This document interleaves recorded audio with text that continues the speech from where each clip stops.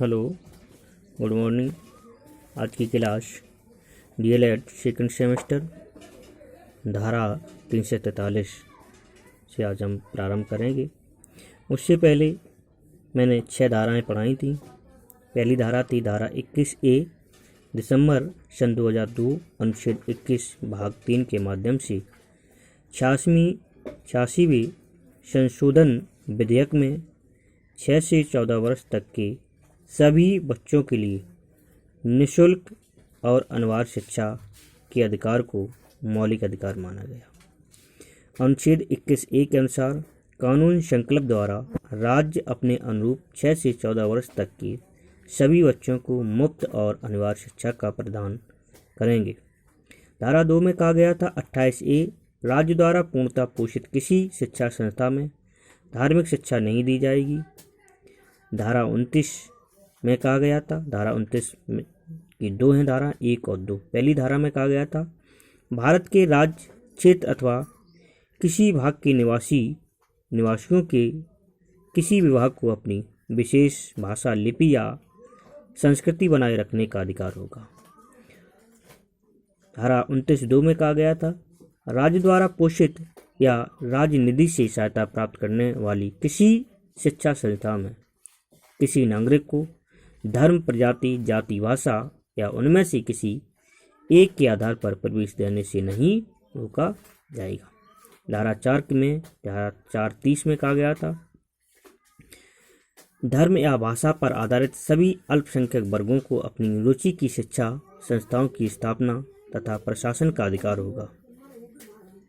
धारा 5:45 के अंतर्गत कहा गया था शिक्षा का मौलिक अधिकार राज्य इस संविधान के लागू होने के 10 वर्ष के अंतर्गत सब बच्चों के लिए निःशुल्क और अनिवार्य शिक्षा वे 14 वर्ष की आयु पूर्ण नहीं कर लेंगे निःशुल्क और अनिवार्य शिक्षा प्रदान करने का प्रयास करेगा। धारा 46 में राज्य जनता के निर्मल विभागों, विशेषतः अनुसूचित जातियों जनजातियों की शिक्षा तथा सभी संबंधी हितों की विशेष सावधानी से उन्नति करेगा। सामाजिक अन्याय तथा सभी प्रकार के शोषण से उनका संरक्षण करेगा। यहाँ तक कल मैंने बता दिया था।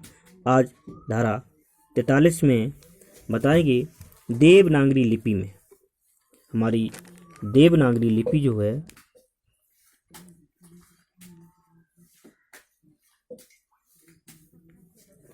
देवनागरी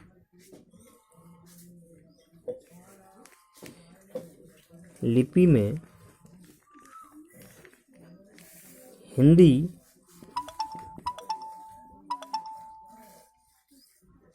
संघ की राजभाषा होगी। देवनागरी लिपि में हिंदी संघ की राजभाषा होगी। धारा 43 के अंतर्गत ये बात कही गई। इसके बाद धारा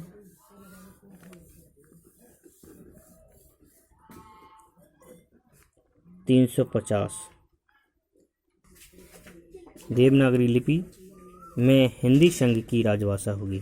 धारा 50A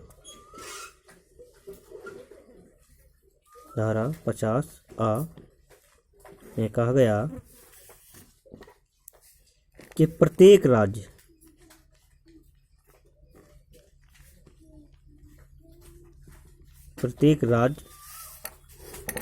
और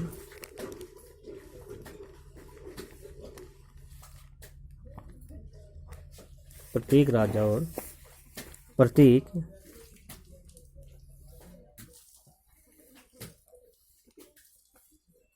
स्थानीय पदाधिकारी भाषाई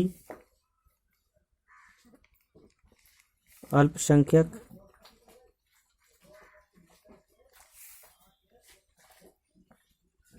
वर्गों के बच्चों को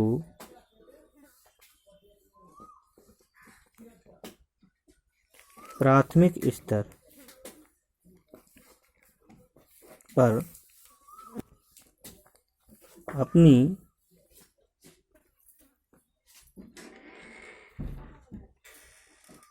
मातृभाषा में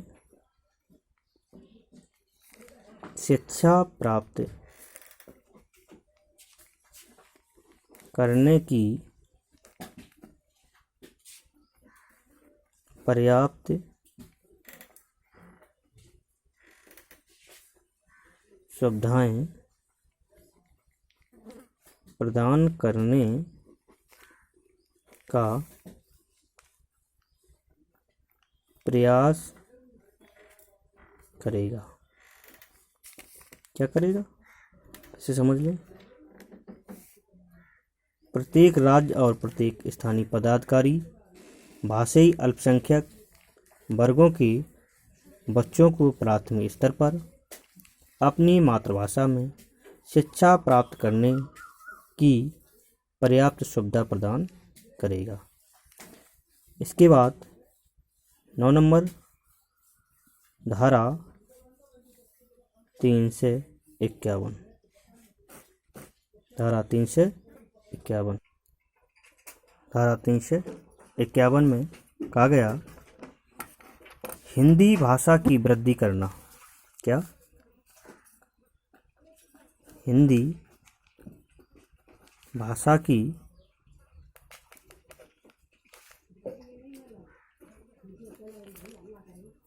वृद्धि करना।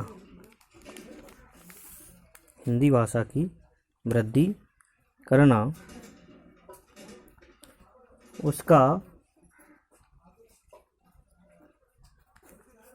उसका विकास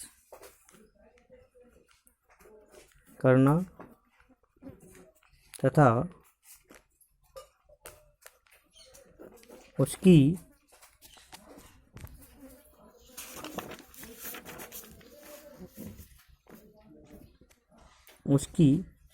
समृद्धि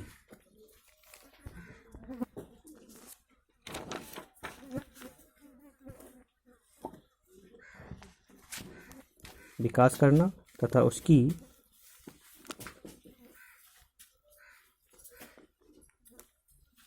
समृद्धि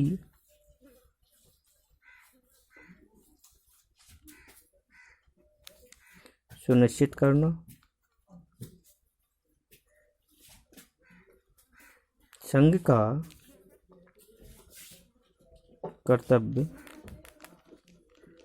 होगा, जिससे यह भारत की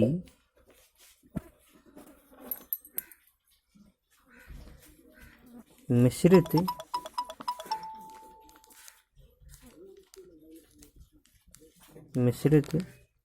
संस्कृति के विभिन्न अंगों की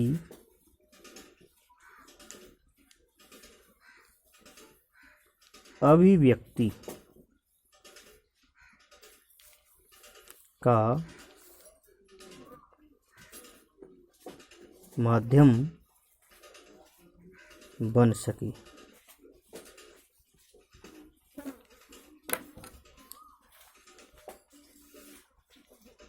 इसे समझ लें। हिंदी भाषा की वृद्धि करना, उसका विकास करना तथा उसकी समृद्धि सुनिश्चित करना संघ का कर्तव्य होगा, जिससे यह भारत की मिश्रित संस्कृति के विभिन्न अंगों की अभिव्यक्ति का माध्यम बन सके। तो आज मैंने 3 धाराएं पढ़ाई हैं और उससे पहले 6 धाराएं पढ़ाई थी। कैसे समझ लें। धारा 343 में देवनागरी लिपि में हिंदी की संघ की भाषा होगी। दूसरी में कहा गया 350 में कहा गया, प्रत्येक राज्य और प्रत्येक स्थानीय पदाधिकारी भाषी अल्पसंख्यक वर्गों के बच्चों को प्राथमिक स्तर पर अपनी मातृभाषा में शिक्षा प्राप्त करने की पर्याप्त सुविधाएं प्रदान करने का प्रयास करेगा। धारा 351 में हिंदी भाषा की वृद्धि करना, उसका विकास करना तथा उसकी समृद्धि सुनिश्चित करना संघ का कर्तव्य होगा, जिससे यह भारत की मिश्रित संस्कृति के विभिंन अंगों की अभिव्यक्ति का माध्यम बन सके। तो आज यहाँ धाराएं समाप्त हो गई हैं। कल की क्लास में संविधान की संघीय एवं